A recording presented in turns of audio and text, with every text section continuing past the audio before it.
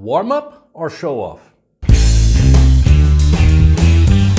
Hi, I'm Felipe Drago and welcome to Drago Drums. So, why the question? Because I see a lot of people on social media with these very complicated exercises.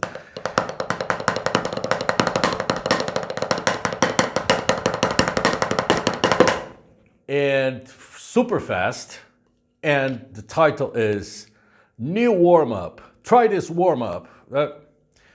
I'm sorry guys, but this is not warming up. This is showing off because you're not teaching. You're just showing off that you can play fast and complicated. Unless you slow things down, you can show off by playing really fast and slowing right down and explain the motion so everybody can understand. Beginners to advanced.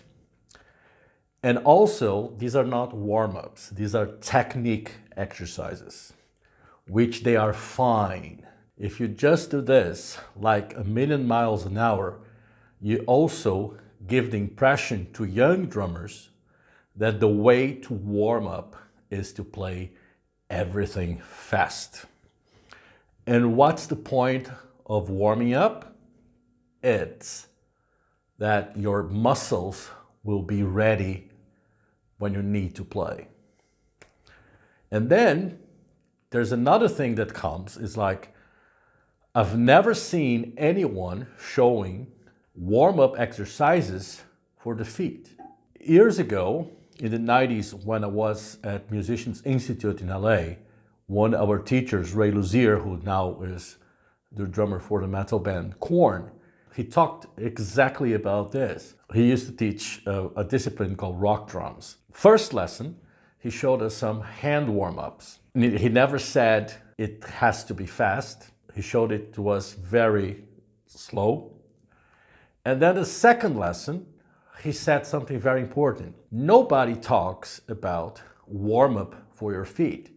And if you're going to play rock, and especially metal, not only your hands, but your feet need to be warmed up because you need to play double pedal if you're a metal drummer.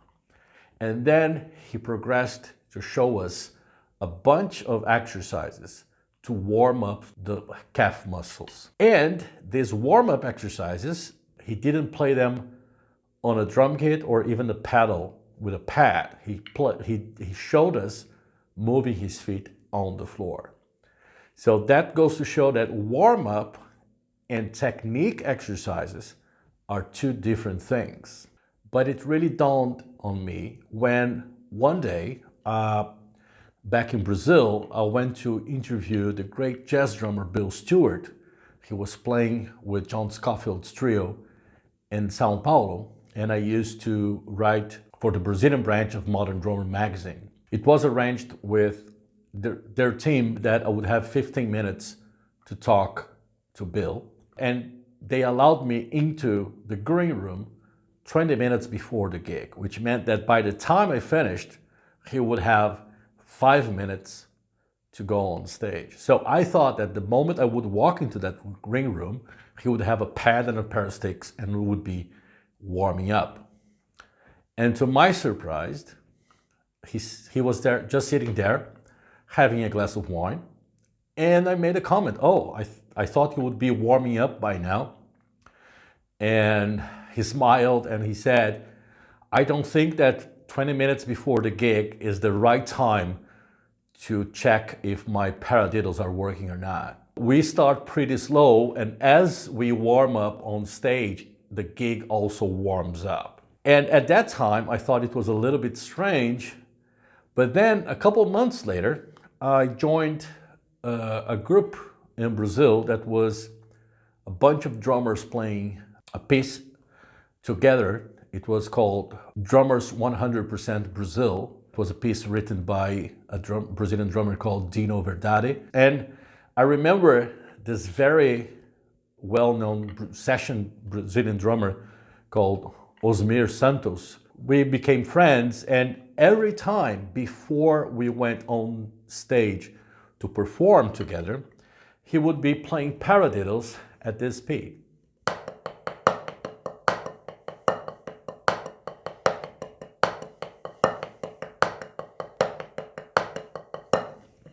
which is not very fast. And he would do that for a long time, and we would talk, and he would keep talking and doing that.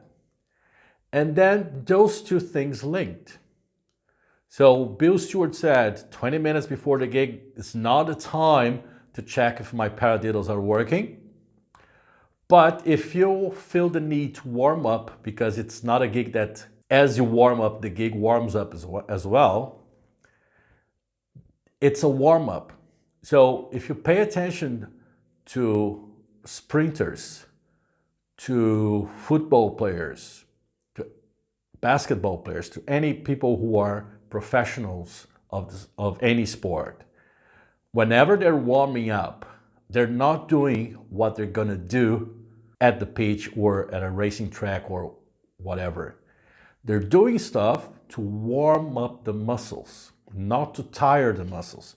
So if you're going to play a 3-hour gig and you're going for 20 minutes, doesn't need to be much, for 20 minutes, by the time you're going to be on stage playing the first song, you're going to be really tired. But if you play for a long time, you can even have a conversation while doing this. And if you want to warm up your feet, you can do the same thing with your feet. So I'm playing, you cannot see this, but you can see my legs moving. So I'm playing the same thing with my feet. I'm warming up all my 4 limbs, but I'm not tiring myself. It's just